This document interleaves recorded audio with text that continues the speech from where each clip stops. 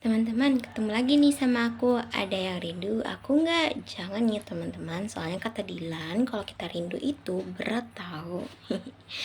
Oke teman-teman, kita langsung saja ke materi selanjutnya yaitu tentang media komunikasi perpajakan. Ada yang kepo nggak nih sama yang namanya media komunikasi perpajakan itu seperti apa? Jenis-jenisnya apa saja? Langsung untuk fungsi apa saja? Sini, mari kita bahas bersama-sama media.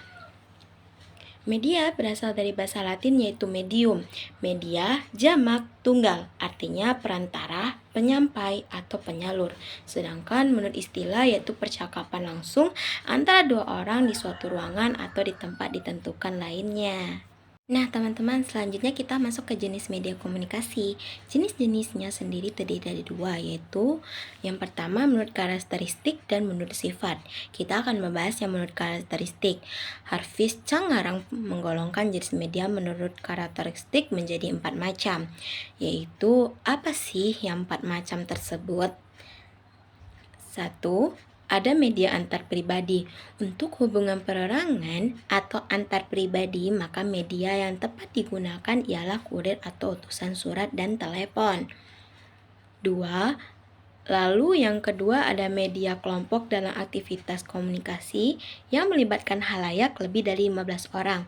Maka media komunikasi yang banyak digunakan adalah media kelompok. Misalnya rapat seminar dan konferensi. Yang ketiga ada media publik. Media publik sendiri kalau halayak sudah lebih dari 200-an orang, maka media komunikasi yang digunakan biasanya disebut media publik. Misalnya rapat akbar, rapat raksasa, dan semacamnya. Waduh, ada rapat akbar dan rapat raksasa. Maksudnya ini rapatnya seperti apa ya? Apakah ada raksasa? Betul. Enggak dong guys. Rapat raksasa sendiri itu biasanya diadakan besar-besaran nih.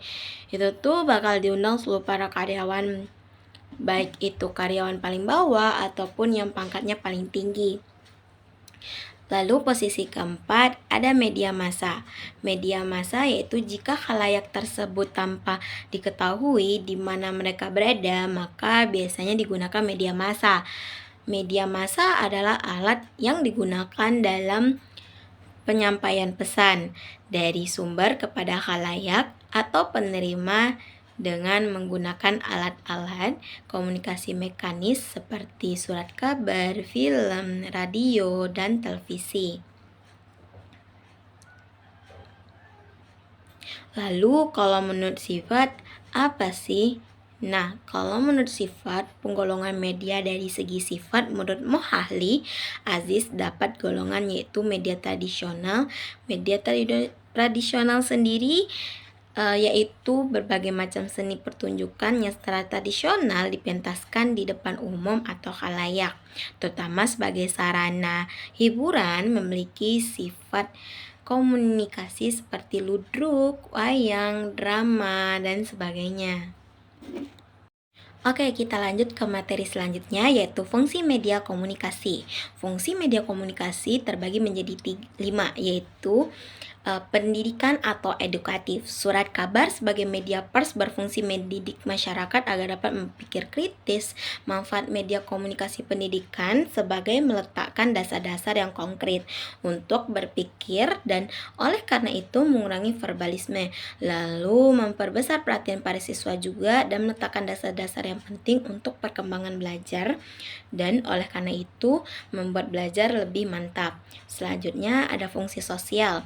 Berita dari radio dan televisi dapat dihayati oleh semua orang. Film yang soal liputan di berbagai bioskop adalah contoh konkret di antara media komunikasi yang dapat menimbulkan pengaruh positif dalam pergaulan sosial dan pemersatu bangsa.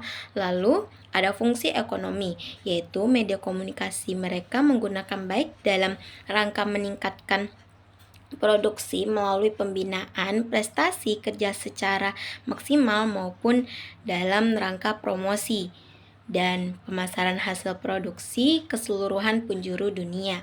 Lalu ada fungsi politis Di sini yang dimaksud politis dalam hal ini ialah politik pembangunan. Dalam hubungan ini, peranan media komunikasi turut menentukan.